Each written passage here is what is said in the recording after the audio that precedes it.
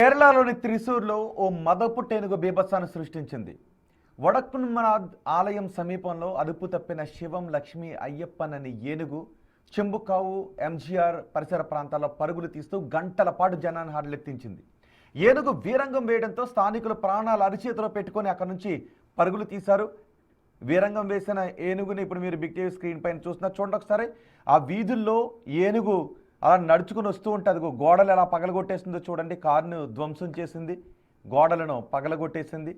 ఏనుగు అదుపు తప్పి అలా వీరంగం వేసుకుని తిరుగుతూ ఉంటే జనాలు భయపడి పరుగులు తీశారు.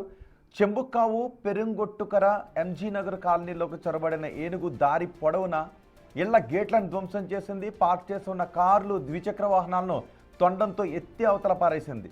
గజరాజు దాడిలో లక్షలాది రూపాయల ఆస్తి నష్టం జరిగిందని తెలుస్తోంది.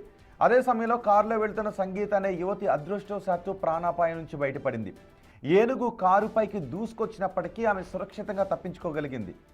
మావటి వాళ్ళు తాడులు, గొలుసులు తీసుకొచ్చి ఏనుగును కట్టడి చేయడానికి ప్రయత్నించినా ఎటువంటి ఫలితం లేకపోయింది. చూడండి ఒకసారి. ఆ ఏనుగు అటు వెళ్తుంటే కొండంత ఏనుగు వీధుల్లో అదుపు తప్పి తిరుగుతూ ఉంటే ఘీంకారం చేసుకుంటూ భయపడిపోయారు. కాళ్లకు ఆ గొలుసులు కూడా కనబడుతున్నాయి. బంధించడానికి వెళుతున్న మావటి కూడా భయపడాల్సిన పరిస్థితి ఏర్పడింది. కూలిపోయిన గోడను కూడా మీరు బిగ్ టీవీ స్క్రీన్ పైన చూడొచ్చు.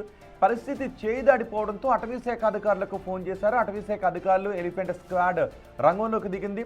దానికి నచ్చిన పండ్లు అందిస్తూ చల్లటి నీటిని చల్లుతూ నెమ్మదిగా ఆ ఏనుగుని శాంతింపజేశారు. గంటల పాటు సాగిన ఈ ఉత్కంఠకు తెరదించుతూ ఎలిఫెంట్ స్క్వాడ్ ఏనుగును విజయవంతంగా అదుపులోకి తీసుకోగలిగింది.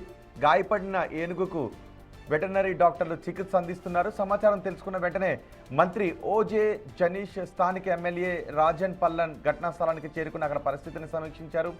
ఏనుగు బీభత్సం కారణంగా నష్టపోయిన బాధితులకు న్యాయం చేస్తాము అంటూ హామీ ఇచ్చారు.